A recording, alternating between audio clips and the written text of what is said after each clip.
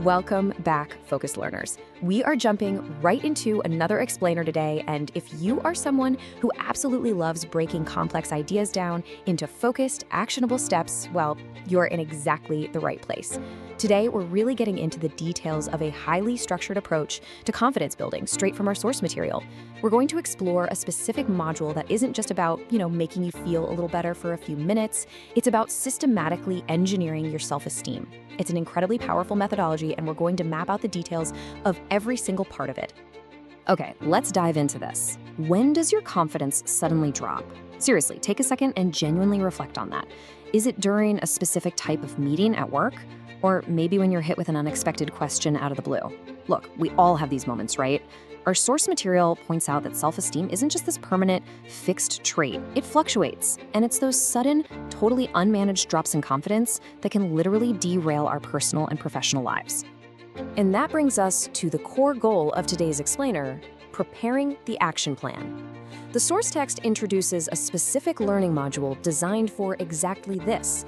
Now, let's be clear, this is not about vague affirmations or just wishing for the best. It's framed as the ultimate structured remedy for those exact moments when your confidence just plummets. The whole goal of this module is to equip you with a concrete plan of action so a sudden drop in self-esteem doesn't throw you off track, but instead triggers a really calculated, proactive response. And this brilliantly illustrates the entire methodology we're unpacking today. It's a true empowerment arc. The source text breaks the whole thing down into 3 distinct sequential steps. Number 1, keep track of confidence. 2, be aware of incidents. And 3, the big one, convert that thought into an action plan. This right here is our complete roadmap for this explainer. By understanding how these 3 steps connect, we can totally master the strategy. So phase 1, the observation phase, tracking your confidence levels. Now, what's truly critical about this tracking phase is the scope.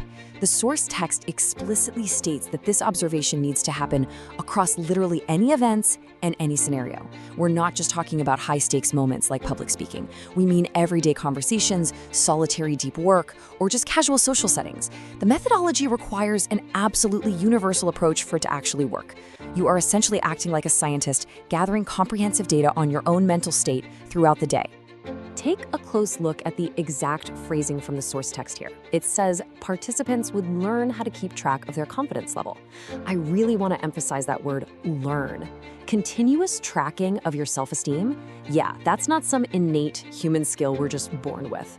Let's be real, we are usually way too busy just living our lives to step back and observe our confidence in real time. The text insists this is a structured habit. It's a distinct skill you must consciously and deliberately develop through practice. Let's move to and see how this builds into phase 2, the introspection phase, identifying low self-esteem incidents. This brings us to the concept of awareness, and our source material defines this super precisely. It states, participants would start to be aware of the specific incident where they have low self-esteem. Catch that psychological shift there? We're moving from just tracking a vague general feeling to actively pinpointing the triggers. It's a huge difference. It's the difference between just saying, oh, I feel bad today, versus recognizing, actually, I felt my confidence drop exactly when my colleague interrupted me. That is targeted awareness. I really want to focus on the text's deliberate use of the word incident. Pinpointing the exact incident is absolutely vital. See, when we generalize our low self-esteem, when we say things like, I'm just not a confident person, we make the problem way too big to solve. It's like a giant unsolvable puzzle. But by isolating a singular, specific moment, a defined incident, we take this massive, overwhelming emotion and shrink it right down into a manageable, addressable event. Finding that specific incident is the necessary bridge to finally taking action.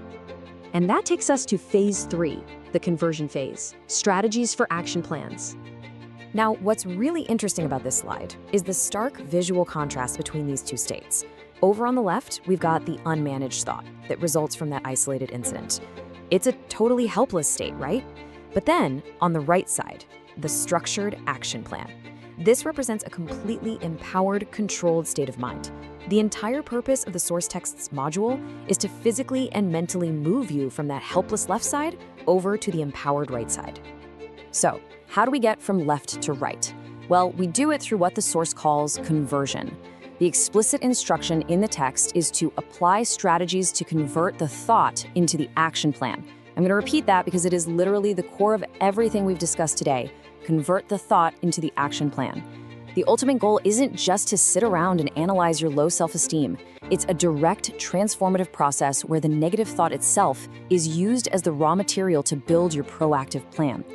So, the crucial point is understanding the exact sequence of mechanics required to actually neutralize an incident. First up, you apply the specific strategies taught in the module to handle the trigger.